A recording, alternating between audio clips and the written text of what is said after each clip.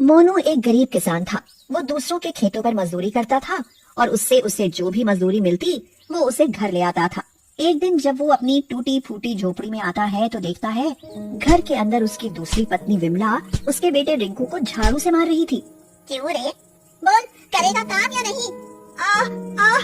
अरे माँ, मैंने सब काम तो कर लिया। अब क्या तुम खुद ये चूल्हा साफ नहीं कर सकती? मुझे स्कूल से जो होमवर्क मिला है वो भी तो खत्म करना है ना। अरे बड़ा आया होमवर्क करने वाला, बड़े होकर बनेगा तो मजदूर ही। अपनी सौतेली माँ के मुंह से ऐसी बात सुनकर रिंकू को बहुत दुख होता है और वो गुस्से में कहता है, नहीं, मैं मजदूर नहीं बनूंगा। मैं एक बड़ा सा इंजीनियर बनूंगा और अपने पापा के लिए एक बड़ा मकान बनाऊंगा और उसमें आपको बिल्कुल नहीं रखूंगा। बड़ी जबान चलने लगी है तेरी छोरे, रुक अभी बताती हूँ।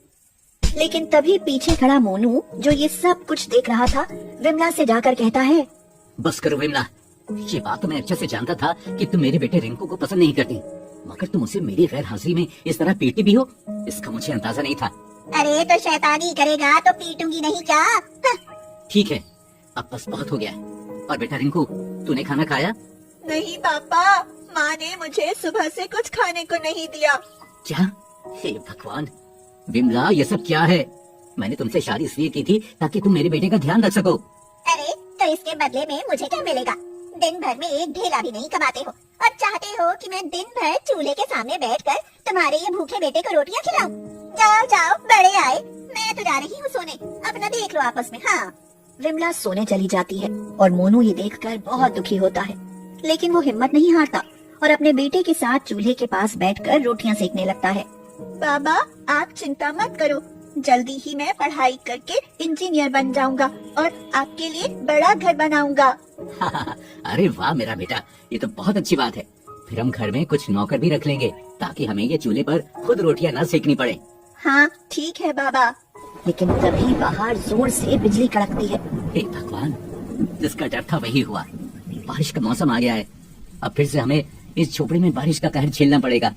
पिताजी, आप चिंता क्यों करते हैं? हमने झोपड़ी की थोड़ी बहुत मरम्मत तो की थी ना साथ में, शायद उससे इस बार पानी घर के अंदर ना टपके। हाँ, मगर हमारी झोपड़ी है तो कच्ची ही ना रिंकू बेटा। छत की कितनी भी मरम्मत क्यों ना कर लें, एक बार तेज बारिश होगी और छत फिर से टपकने लगेगी। तभी अचानक से फिर से बिजली कड़कती है और तेज बारिश होने लगती है। इस सब से विमला भी जाग जाती है। हे भगवान, पता नहीं मैं कैसे इस घर में आकर फंस गई। अब बारिश की वजह से रात भर इस झोपड़ी में नींद तक नसीब नहीं होगी। बारिश इतनी तेज थी कि थोड़ी ही देर में झोपड़ी की छत अलग अलग जगह से टपकने लगती है। चूल्हा भी बुझ जाता है और रिंकू मोनू मिलकर अंदर का पानी घर के बाहर फेंकने में लग जाते हैं। मगर विमला, वो तो बस एक कोने में बैठी हुई थी। अरे विमला, तुम भी हमारी कुछ मदद कर दो। अरे जाओ जाओ, मैं कुछ नहीं करने वाली। एक तो दिन भर काम करो और उसके बाद रात को भी चैन की नींद नहीं मिलती है। छोड़िए बाबा, माँ को आराम करने दीजिए, मैं हूँ ना, मैं करवाता हूँ सब काम आपके साथ। इतना कहकर जब रिंकू एक छोटी सी बाल्टी में पानी भरकर बाहर फेंकने जाता है, तभी उसकी नजर सामने बड़े मकान पर पड़ती है। ये हरीश सिंह का मकान था। पूरा घर रोशनी से जगमगा रहा था। बड़ी बड़ी कांच की खिड़कियों से अंदर का नजारा दिख रहा था। झमाझम बारिश में सिंह परिवार मजे से सोफे पर बैठकर चाय की चुस्कियों का आनंद उठा रहे थे। हरीश सिंह का बेटा राघव बोला, पापा, बाहर झमाझम बारिश, घर के अंदर ठंडा एसी और ये गर्मा गर्म पकौड़े और चाय। बारिश का तो मजा ही आ गया। हाँ बेटा, सही कहा। बस ये टीवी, जब भी बारिश होती है ये टीवी का सिग्नल ही चला जाता है। उफ, मेरा फेवरेट सीरियल भी नहीं चलेगा तब तक। वाह वाह, क्या चाय बनाई है सीमा, मजा ही आ गया। अरे सीमा छोड़ो, हम सब बातें करते हैं ना तब तक। अरे भला बातें क्या करनी, मुझे तो बस मेरा सीरियल देखना है। अरे उसके लिए छत पर जाकर एंटीना सही करना पड़ेगा। मैं तो ऊपर जाने से रहा, अभी किसी को फोन करके बुला लेता हूँ। हरीश सिंह किसी को फोन मिलाता है। उधर छोटा सा रिंकू बारिश में बाल्टी लेकर खड़ा था और कांच की खिड़कियों से हरीश सिंह के घर का नजारा देख रहा था। वो मन ही मन सोचता है, इन लोगों का घर कितना अच्छा है। यहाँ थोड़ी बारिश होते ही हमारी झोपड़ी में पानी भर गया और अब हमें ऐसे ही भीगते हुए और अंदर से पानी बाहर निकालते हुए ही रात काटनी पड़ेगी, जबकि वो लोग अंदर ठंडे एसी में बैठकर चाय पकौड़े खा रहे हैं। मगर कोई नहीं, जब मैं इंजीनियर बन जाऊंगा तब मैं भी ऐसा ही एक बड़ा सा आलीशान मकान बनाऊंगा, जिसमें ऐसे ही बड़ी बड़ी कांच की खिड़कियां होंगी। और रिंकू ये सब सोच ही रहा होता है कि तभी उसके पिता अंदर से उसे आवाज लगाते हैं। अरे बेटा जल्दी अंदर आओ ना, क्या कर रहे हो बाहर बारिश में खड़े होकर? हाँ हाँ बाबा, अभी आया। रिंकू अंदर चला जाता है और फिर से बारिश के पानी को बाहर निकालने लगता है। झोपड़ी का हाल और खराब हो रहा था और जगह जगह से पानी टपकने लगा था। उधर हरीश सिंह के मकान में ओफो, ये कोई भी इलेक्ट्रिशियन फोन ही नहीं उठा रहा। सीमा भाई, तुम्हें सुबह तक का इंतजार करना चाहिए। मुझे नहीं लगता अभी इतनी बारिश में कोई ये टीवी का एंटीना ठीक करने आएगा। उफ़ जी, तो क्या फायदा आपके पास इतने पैसे होने का जब आप ये टीवी ठीक नहीं करा सकते? अरे अगर कोई फोन नहीं उठा रहा तो वो सामने उस मोनू की झोपड़ी है ना, उसको यहाँ बुला लीजिए, उसे कुछ पैसे देकर ऊपर भेज दीजिएगा। अरे भले वो गरीब है, लेकिन हमें उसे ऐसे तेज बारिश में परेशान नहीं करना चाहिए। कहीं वो भीग कर बीमार हो गया तो? देखिए, या तो आप उसके बारे में सोच लीजिए या तो मेरे बारे में। हाँ। उफ, अच्छा ठीक है देवी, मैं अभी छाता लेकर जाता हूँ और उसे बुला कर लाता हूँ। पापा पापा, मैं भी आपके साथ चलूं? नहीं बेटा, बारिश में भीग जाओगे, तुम यहीं रहो, मैं अभी जल्दी वापस आता हूँ। मगर मुझे भी बारिश में भीगने का मन है पापा। बाहर कितनी अच्छी बारिश हो रही है। वो देखिए, वो मोनू अंकल का बेटा रिंकू भी बार बार बाहर बारिश में निकल रहा है। सभी लोग एक साथ अपनी बड़ी सी खिड़की के बाहर देखते हैं। रिंकू और मोनू दोनों बार बार अंदर से बाल्टी भरकर पानी बाहर लाकर फेंक रहे थे। नहीं नहीं, तुम यहीं रुको राघव, मैं भी आता हूँ। हरीश एक छाता लेता है और मोनू की झोपड़ी के बाहर आ जाता है। हरीश सिंह को वहाँ देखकर मोनू और रिंकू चौंक जाते हैं। अरे साहब, आप यहाँ ऐसी तेज बारिश में, क्या हुआ? अरे आज पहली बारिश में ही ये तुम्हारी झोपड़ी का तो बुरा हाल हो गया है मोनू। ऐसे में आगे कैसे काम चलेगा? जी ये तो कुछ भी नहीं है, हम तो तकलीफ उठाते ही रहते हैं, हमें तो आदत है। अरे ऐसे मत कहो, तुम्हें ऐसे देखकर मुझे अच्छा नहीं लग रहा है। ऐसा करो कि तुम मुझसे कुछ पैसे ले लो मोनू, और कल ही इस झोपड़ी को ठीक करवा दो। क्या? अरे नहीं नहीं साहब, मुझे पैसे नहीं चाहिए, हम लोग ऐसे ही ठीक है। हरीश समझ जाता है कि मोनू बहुत खुददार है और वो यूं ही उससे पैसे नहीं लेगा, इसीलिए वो कहता है, अच्छा वैसे मैं यहाँ एक काम से आया था, मुझे तुमसे कुछ जरूरी काम है। जी साहब बताइए, क्या काम है? मेरे घर के ऊपर छत पर जो टीवी का एंटीना है ना, उसे ठीक करना है, तो क्या तुम मदद करोगे? बदले में मैं तुम्हें कुछ पैसे दे दूंगा, इस तरह से तुम्हारी भी कुछ कमाई हो जाएगी ना। मोनू था तो गरीब ही और उसे पैसों की जरूरत भी थी। इस तरह काम करके पैसे कमाने का तरीका उसे गलत नहीं लगता और वो हरीश सिंह को हाँ बोल देता है। ठीक है साहब, मैं आपकी मदद कर दूंगा। पिताजी, मैं भी आपके साथ चलता हूँ, वहाँ आपको मेरी जरूरत पड़ सकती है। ठीक है बेटा, चलो। मोनू, रिंकू और हरीश सिंह उसके घर पहुँचते हैं जहाँ टीवी का एंटीना लगा था और मोनू उसे ठीक करने में लग जाता है। उस बीच हरीश सिंह देखता है कि रिंकू उसके घर को बड़े ध्यान से देख रहा था। अरे रिंकू, क्या देख रहे हो? आपका घर, मुझे आपका घर बहुत पसंद है। एक दिन जब मैं बड़ा होकर इंजीनियर बन जाऊंगा ना, तो अपने बाबा के लिए भी ठीक ऐसा ही घर बनाऊंगा।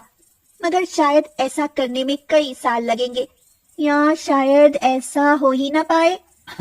भला ऐसा क्यों नहीं होगा रिंकू? इंजीनियर की पढ़ाई सिर्फ 4 साल की तो होती है, उसके बाद तुम खुद अपना घर बना सकते हो। क्या सच में? आपको कैसे पता? क्योंकि मैं भी एक इंजीनियर ही हूँ और मैंने एक इंजीनियरिंग स्कूल भी खोला हुआ है। जो बच्चे पढ़ाई में बहुत अच्छे होते हैं, मैं उन्हें मुफ्त में पढ़ाता हूँ, तो चाहो तो तुम भी वहाँ पढ़ सकते हो। ये सुनकर रिंकू बहुत खुश होता है। फिर तो मैं जल्दी से मन लगाकर अपने स्कूल की पढ़ाई खत्म कर दूंगा और फिर आपके स्कूल में पढ़ने आ जाऊंगा। शाबाश बेटा, ऐसे ही बड़े सपने देखो। जो बड़े सपने देखते हैं उनके सपने एक दिन पूरे जरूर होते हैं। हरीश और रिंकू आपस में बात कर रहे थे और तब तक मोनू एंटेना ठीक कर देता है और हरीश की पत्नी सीमा नीचे से चिल्लाकर कहती है, अरे सिग्नल आ गया, टीवी चल गया। ठीक है देवी, चलो मोनू नीचे चलो, फिर मैं तुम्हें तुम्हारे पैसे दे दूंगा। हरीश मोनू और रिंकू को नीचे ले जाता है और लॉकर से एक नोटों का बंडल निकाल कर उन्हें दे देता है। ये क्या साहब, सिर्फ एंटीना ठीक करने के इतने रुपए? ये आप क्या कर रहे हैं? हाँ और क्या मोनू, जब ऐसी भारी बारिश में मुसीबत के समय में कोई नहीं आ रहा था, तब तुमने आकर हमारी मदद की, इसलिए मैं तुम्हें इतने पैसे दे रहा हूँ। तुम कल ही इससे अपनी झोपड़ी की अच्छी मरम्मत करवा लेना।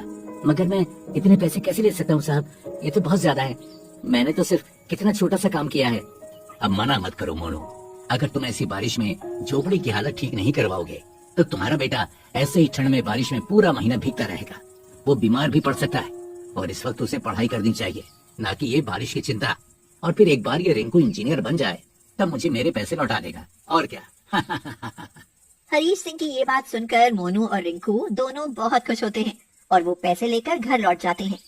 बारिश भी अब रुक चुकी थी। वो दोनों देखते हैं कि विमला बाल्टी लेकर गुस्से में उनका ही इंतजार कर रही थी। कहाँ मरने चले गए थे तुम दोनों, मेरे ऊपर ये सारा काम छोड़कर? अरे विमला, तुम ऐसे क्यों बोल रही हो? हम तो बस सामने हरीश साहब के घर गए थे। उनके टीवी का एंटीना बिगड़ गया था ना, उसे ठीक करवाने। अच्छा, और तुम्हारे हाथ में ये पैसे कैसे? लाओ मुझे दो जल्दी। क्या? नहीं नहीं, इन पैसों से मैं घर की मरम्मत करवाऊंगा और बाकी पैसों को रिंकू की पढ़ाई पर लगाऊंगा। क्या? इसकी पढ़ाई पर? अरे दिमाग ठीक है? क्यों बर्बाद करने हैं इसके ऊपर पैसे, जब बनना इसे तुम्हारी तरह मजदूर ही है। मैंने कितनी बार कहा है माँ, मैं इंजीनियर बनूंगा, मजदूर नहीं। चुप, बिल्कुल चुप, वरना एक थप्पड़ लगाऊंगी। हाँ। विमला रिंकू को मारने के लिए आगे बढ़ती है, मगर मोनू उसे रोक देता है और उसे खींचकर घर से बाहर लाकर खड़ा कर देता है। बस बहुत हो गया, अब और नहीं। तुमसे मैंने शादी सिर्फ इसलिए की थी ताकि तुम मेरे बेटे का ध्यान रख सको, उसकी माँ की कमी पूरी कर सको। और जब मैंने तुमसे शादी की तब तुम्हारी हालत इससे भी खराब थी, लेकिन अब मैं तुम्हें और नहीं झेल सकता। निकल जाओ मेरे घर से, बस। क्या? निकल जाऊं? अरे ऐसे कैसे निकल जाऊं? मैं तुम्हारी बीवी हूँ, मैं यहाँ से कहीं नहीं जाऊंगी। कहा ना मैंने, हमें तुम्हारी जरूरत नहीं, जाओ यहाँ से अब। अगर तुम मेरे सामने मेरे बेटे पर हाथ उठा रही हो ना, तो मेरे पीठ पीछे क्या क्या करती होगी। चली जाओ यहाँ से। ये सुनकर तो विमला को बड़ा शौक लगता है।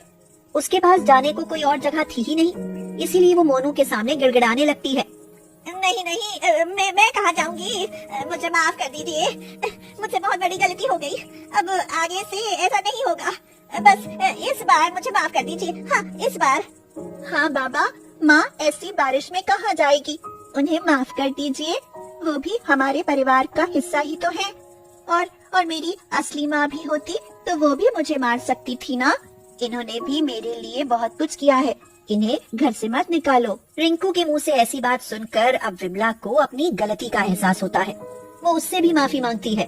मुझे माफ कर दो बेटा, मैं दोबारा कभी तुझ पर हाथ नहीं उठाऊंगी और तेरी पढ़ाई में मदद भी करूंगी। तेरे साथ इतने बुरे व्यवहार के बाद भी तूने मुझे एक पल में माफ कर दिया है, तो अब मुझे भी अपनी गलती सुधारने का एक मौका तो मिलना चाहिए ना। ठीक है, लेकिन अगर ऐसा नहीं हुआ तो फिर सोच लेना। नहीं नहीं, अब सब अच्छा ही होगा, आप बस इस एक बार मुझ पर विश्वास कर लीजिए। अच्छा ठीक है, घर के अंदर आ जाओ, मैंने तुम्हें माफ किया। फिर क्या था, मोनू विमला को माफ कर देता है। अगले ही दिन वो झोपड़ी की मरम्मत करवा लेता है। रिंकू खूब मन लगाकर पढ़ाई करता है और एक दिन इंजीनियर भी बन जाता है और अपने पिता के लिए एक आलीशान घर भी बनवाता है।